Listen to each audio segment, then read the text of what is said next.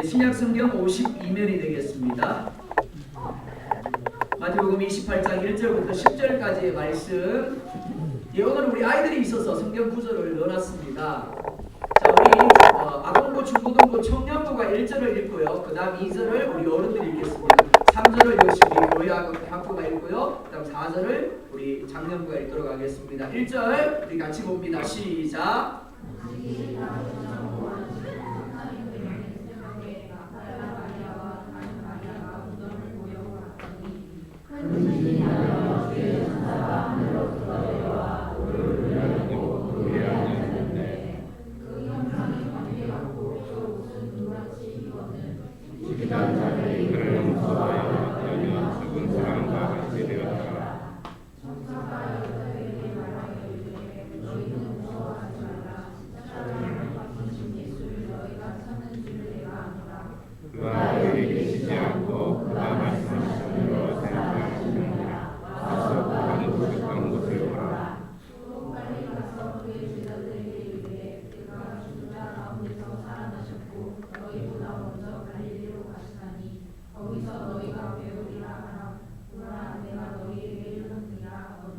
그 여자들이 무서움과 큰 기쁨으로 빨리 무덤을 떠나 그들에게 이르러 가는지라세.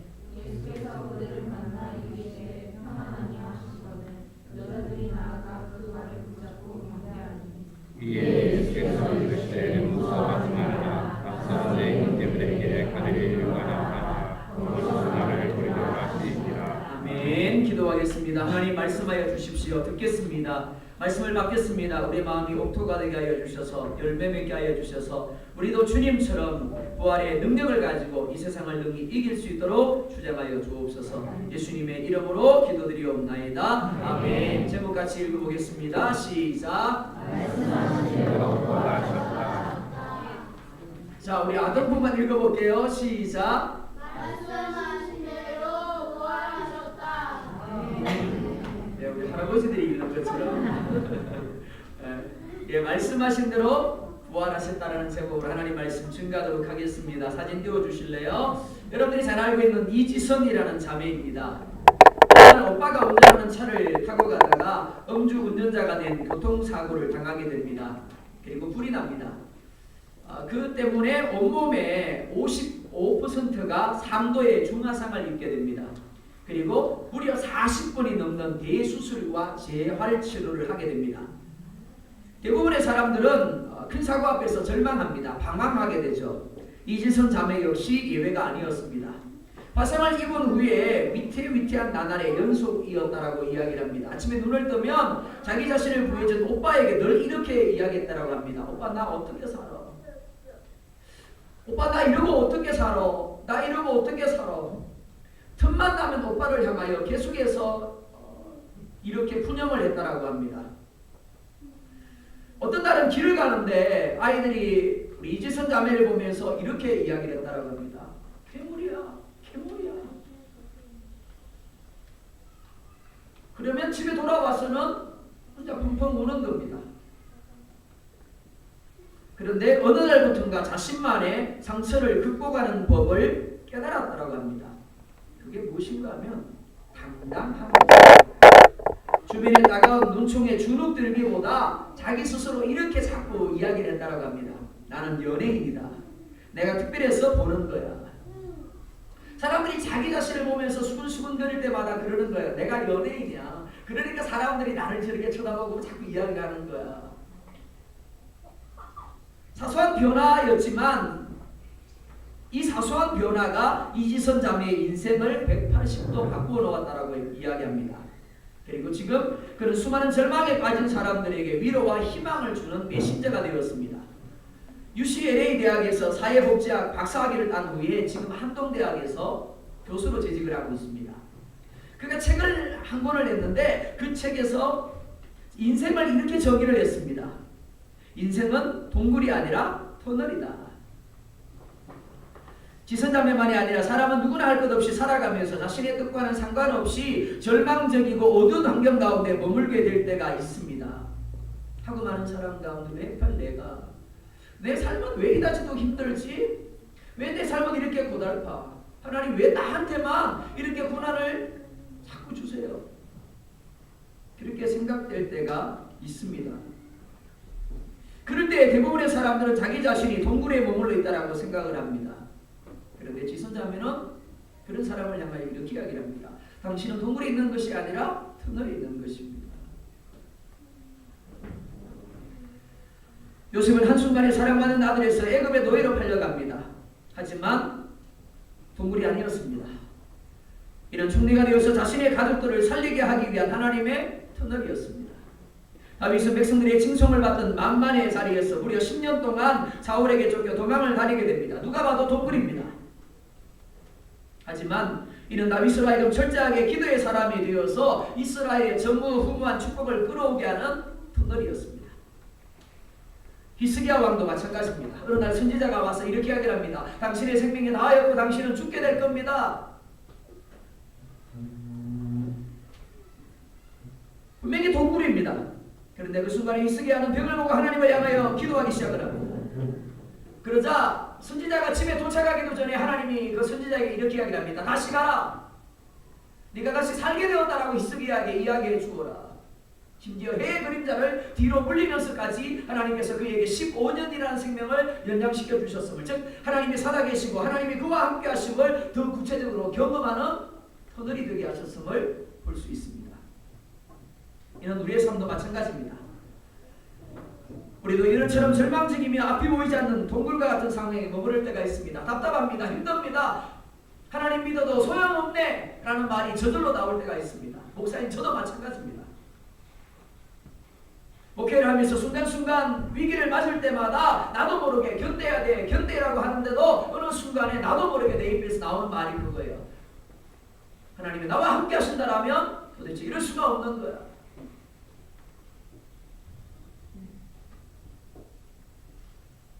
누구나 이렇게 동굴처럼 느낍니다.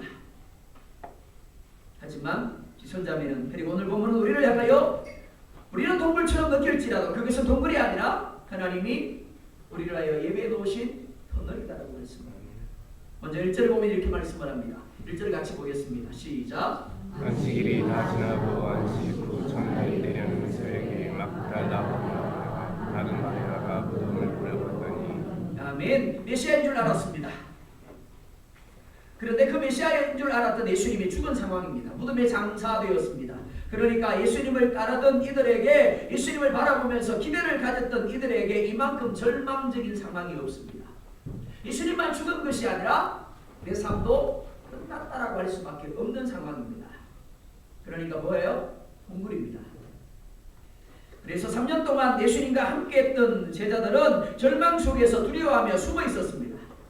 그런데 이런 상황 속에서도 제자들과는 달리 안식일이 지나자 새벽에 예수님의 무덤을 찾아온 이들이 있었습니다. 본문은 막달라 마리아와 다른 마리아가 무덤을 보려고 갔다라고 말씀을 합니다. 그런데 마가복음 16장 1절과 2절을 보면 이렇게 말씀을 합니다. 같이 보겠습니다. 시작. 안식일이 지남에 막달라 마리아와 야고보의 어머니 마리아와 또 살로메가 와서 예수께 발을 향품 사다 두었다가 안식 후 첫날 매우 일찍 되던 때에 그 무덤으로 가며 아멘. 막달라 마리아와 다른 여인들이 예수님의 무덤에 왜 갔다고요? 무덤을 보기 위해서. 그죠? 예수님의 무덤은 어떻게 생겼는지, 예수님의 무덤을 가로막고 있는 돌은 얼마나 예쁘게 생겼는지 보려고 왔어요. 그죠? 그렇게 말씀하고 있지 않습니다. 그죠? 단순히 무덤을 보기 위하여 간 것이 아니라 예수님이 묻힌 무덤의 문을 열고 예수님의 시신에 향품을 바르기 위하여 갔더라라고 말씀을 하고 있습니다. 이들이 제자들조차도 외면하고 있는 예수님의 시신에 향품을 바르고자 한 것은 예수님에 대한 사랑 때문이라고 할 수 있습니다. 예수님에 대한 존경 때문이라고 할 수 있습니다. 원문을 보면 막달라 마리아와 야고보의 어머니 마리아에 대해서 복수를 사용하지 않고 3인칭 단수를 사용하고 있습니다. 즉 막달라 마리아가 주도적으로 그렇게 했고 다른 마리아와 살로메가 함께 갔더라. 이게 원문적인 의미입니다. 막달라 마리아는 분명히 무덤이 큰 돌로 막혀 있음을 알고 있었을 겁니다. 뿐만 아니죠. 경비병들이 굳게 지키고 있다는 것들을 잘 알고 있었습니다. 그러니까 자칫 잘못하면 예수를 추종하는 사람으로 낙인이 찍혀서 자신의 생명조차도 잃을 수 있는 상황입니다. 하지만 이들은 안식일이 지나자마자 이른 새벽에 예수님의 시신에 향품을 바르기 위하여 무덤으로 나아갑니다. 막달라 마리아가 이렇게 한 것은 7 귀신 들었던 자신을 예수님이 고쳐주셨기 때문입니다. 예수님으로부터 고침을 받은 이후로부터 막달라 마리아는 전혀 다른 삶을 살게 됩니다.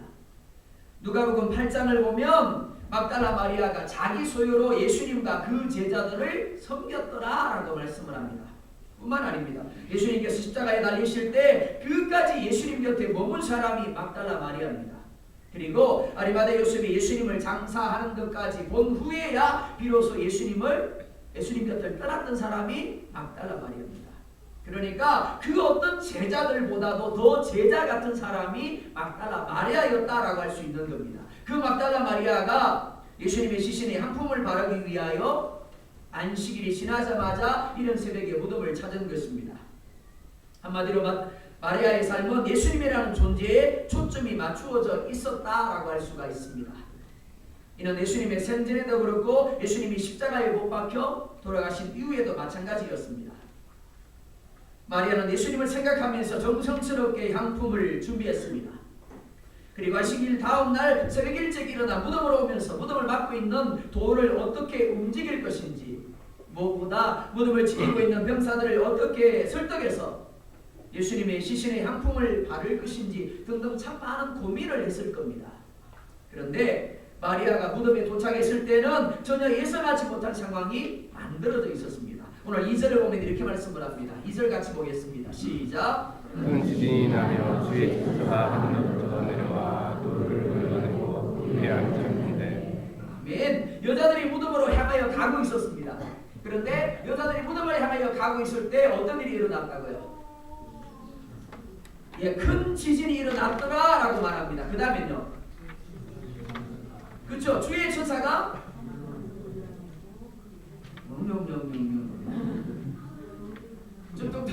주의 천사가 뭐예요? 하늘 올라갔다고요?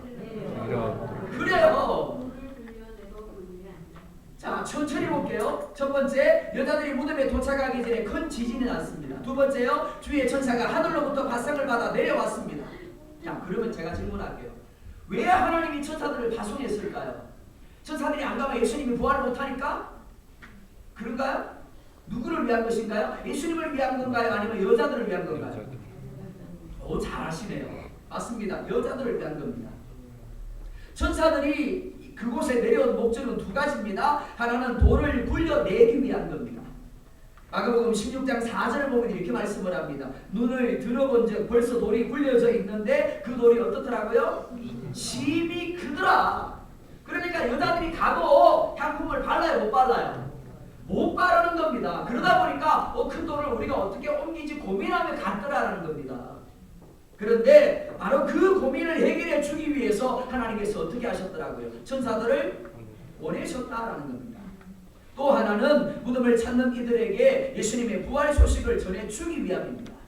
단순히 시신이 없어져 버리면 누가 훔쳐갔나? 예수님의 시신이 어디 갔지? 알 수가 없는 겁니다.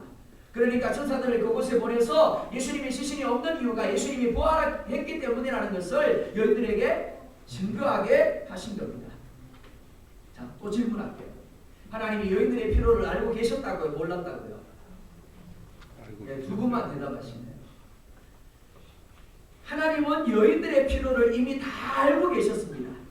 그래서 천사들을 파송하셨고 여인들의 고민인 무덤에 돌을 옮겨 놓았습니다. 뿐만 아니죠. 그들의 입을 통해서 예수님의 부활 소식을 전해 듣게 하셨습니다. 하나님이 이런 하나님입니다. 우리가 구하는 것 이상으로 능히 우리에게 주실 수 있는 분이 우리 하나님이시고 우리가 생각하는 것 그 이상으로 능히 하실 분이 우리 하나님이신 줄 믿으시기 바랍니다. 4절을 보면 이렇게 말씀을 합니다. 4절 보겠습니다. 시작.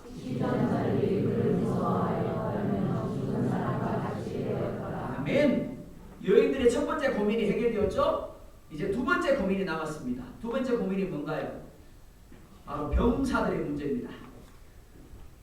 여인들의 두 번째 고민이자 가장 중요한 고민이 무엇이가 하면 아무리 돌을 옮겨 놓고자 할지라도 누가요? 그것을 지키고 있는 군인들이 동조해 주지 않으면, 허락해 주지 아니하면 그렇게 할 수가 없더라라는 겁니다.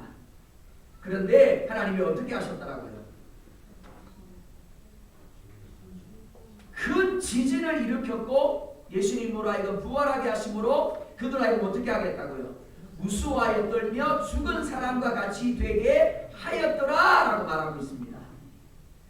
자, 한번 보자고요. 여전히 여인들의 입장에서는 예수님이 죽었어요, 살았어요? 죽은 상황이에요. 그러니까 답답하고 힘든 상황이에요. 고달픈 상황이에요. 거기다가 예수님의 시신의 한 품을 바라고 가기는 가는데 돌을 옮겨줄 사람이 없어요. 더군다나 자기들로 하여금 그래 예수님의 시신의 한 품을 발라라고 허락해줄 군사들의 마음이 움직여져야 되는데 자기들의 힘으로는 그렇게 할 수가 없는 겁니다. 그러니까 고민하며 가는 겁니다. 그런데 하나님은 어떻게 하셨다고요? 이미 여인들이 고민하는 그 모든 문제들을 다 해결해 놓으시고 여인들이 도착하기만을 기다리고 계셨더라라는 겁니다. 무엇보다 예수님도 이미 죽음을 깨치고 부활하신 이후였습니다. 그들로 하여금 절망하게 만들고 그들로 하여금 슬프게 만들었던 예수님이 이미 죽음에서 살아나셨더라라는 겁니다. 다만 여인들에게 아직 나타나지 않았을 뿐입니다. 막달라 마리아가 예수님에 대하여 가지고 있는 사랑은 대단했습니다. 막달라 마리아는 자신의 삶을 예수님께 온전히 맞추었습니다. 하지만 그럼에도 불구하고 막달라 마리아는 예수님의 부활을 생각하지 못했습니다. 예수님은 생전에 여러 번 다시 살아날 것을 말씀하셨습니다. 하지만 여인은 예수님의 부활을 준비하는 대신에 뭘 준비했다고요? 죽음만을 준비했을 뿐입니다. 죽은 시신의 발을 향품만을 준비했을 뿐입니다. 하지만 하나님은 이러한 여인의 행위조차도 기쁘게 받으시고 여인을 위하여 미리 천사를 보내심으로 그의 필요를 준비하게 하셨습니다. 많은 이들이 예수님의 부활을 믿는다라고 합니다. 하지만 실제로 그들의 삶은 여인들처럼 예수님의 부활이 아니라 죽은 예수님의 시신을 위한 향품만을 준비하고 있음을 보게 됩니다. 질문입니다. 여인들처럼 예수님이 죽은 것 같은 상황 속에 머물러 본 적이 있습니까? 그때 하나님에 대한 나의 믿음은 어땠습니까? 내 삶이 동굴 속에 머물러 있는 것처럼 답답하고 힘들 때 아무리 기도하고 믿음으로 반응해도 환경이 변화되지 않을 때 내가 해야 할 것은 무엇입니까? 적용해 보겠습니다. 내 삶에 하나님이 없는 것처럼 동굴 속처럼 깜깜하기만 하고 답답할 때 여인들이 예수님께로 나아갔던 것처럼 과거 내가 누린 예수님의 흔적을 찾아서 믿음의 길을 더듬어 가게 하심으로 동굴 속에서도 일하시고 계신 하나님을 확신하게 하여 주시옵소서. 그렇게 되기를 원합니다. 두 번째로 여인들이 드디어 무덤에 도착하게 됩니다. 그리고 그곳에서 천사를 만나게 됩니다. 5절 6절 같이 보겠습니다. 시작. 천사가 여자들에게 말하여 이르되 너희는 무서워하지 말라. 십자가에 못 박힌 예수를 너희가 찾는 자가 아니라 그가 여기 계시지 않고 그가 말씀하신 대로 살아나셨느니라. 와서 그가 누우셨던 곳을 보라. 아멘. 무서워하지 말라고 합니다. 여인들이 무서워하는 이유가 무엇입니까? 마가복음 16장 5절을 보면 이렇게 말씀을 합니다. 무덤에 들어가서 흰옷을 입은 한 청년이 우편에 앉은 것을 보고 놀라매. 두 가지 이유입니다. 첫째는 그들이 찾는 죽은 예수님의 시신이 그곳에 없었기 때문에 놀라고 무서워했습니다. 둘째는 전혀 알지 못하는 흰옷 입은 천사가 그곳에 앉아 있었기 때문에 놀랐습니다. 천사는 여인들이 십자가에 못 박힌 죽은 예수님을 찾는 줄을 알고 있었습니다. 그래서 이렇게 말합니다. 그가 여기 계시지 않고 그가 말씀하신 대로 살아나셨느니라. 예수님은 생전에 자신이 대적들에게 잡혀서 고난을 받게 될 것이다라고, 십자가에 죽게 될 것이라고 말씀하셨습니다. 뿐만 아니라 죽은 지 3일 만에 다시 살아날 것이라고 하셨습니다. 오늘 천사가 뭐라고 이야기합니까? 그가 말씀하신 대로 살아나셨느니라라고 말합니다. 그냥 살아나셨느니가 아니라 말씀하신 대로라고 이야기합니다. 그리고 천사들은 여인들에게 와서 그가 누우셨던 것을 보라고 이야기합니다. 하지만 그곳에는 예수님이 없었습니다. 단지 예수님이 누우셨던 흔적만 있을 뿐입니다. 요한복음 20장 6절을 보면 그곳에 세마포가 놓여져 있었고 머리를 쌌던 수건은 세마포와 함께 놓이지 아니하고 딴 곳에 쌌던 대로 놓여 있었더라 라고 말씀을 합니다. 왜요? 예수님은 이미 부활하셨기 때문입니다.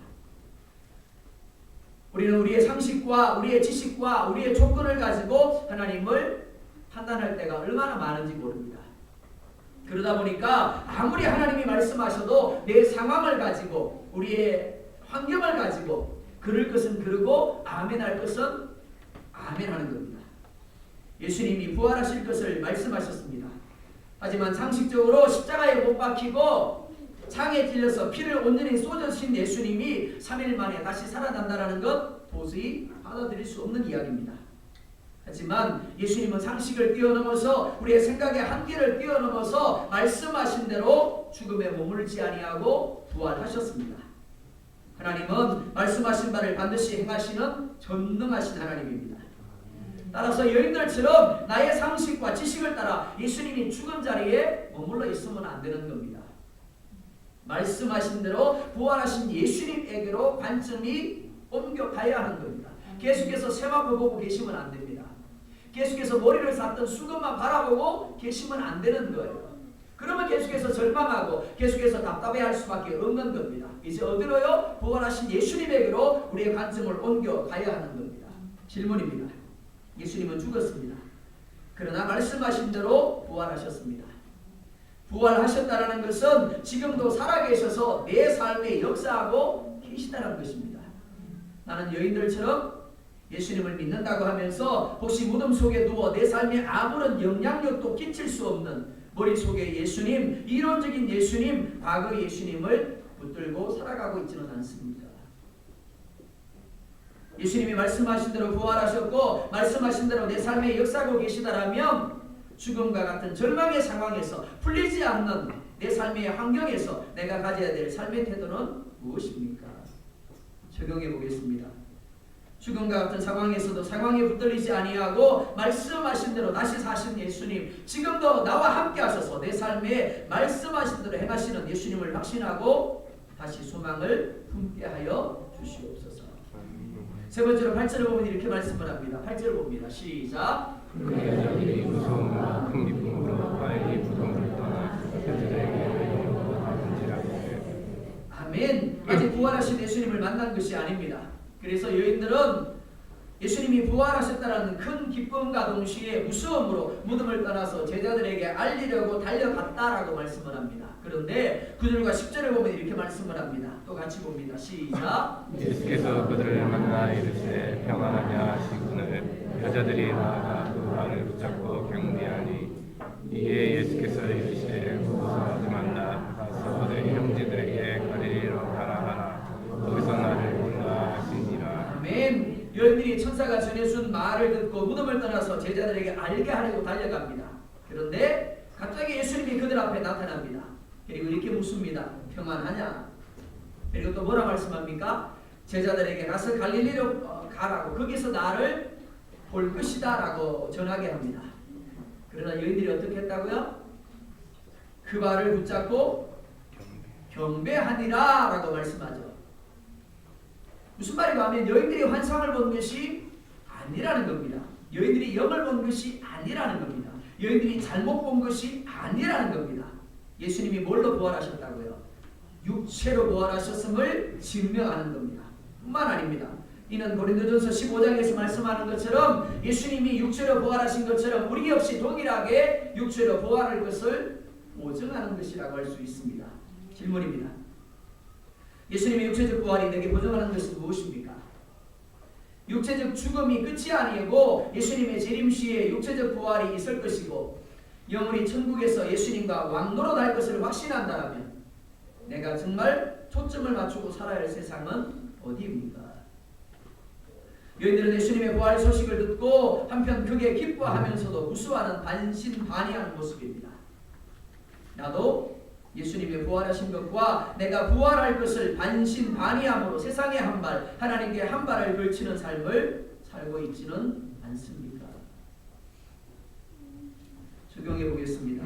예수님의 부활을 온전히 확신함으로 이 세상의 편안함과 행복이 아니라 장차 들어가게 될 천국을 기대하고 주님의 부활을 증거하며 나타내는 자기 부인의 삶, 십자가를 지는 삶을 살게 하여 주옵소서. 그렇게 되기를 원합니다. 부활절입니다. 매년 우리는 부활절을 지킵니다.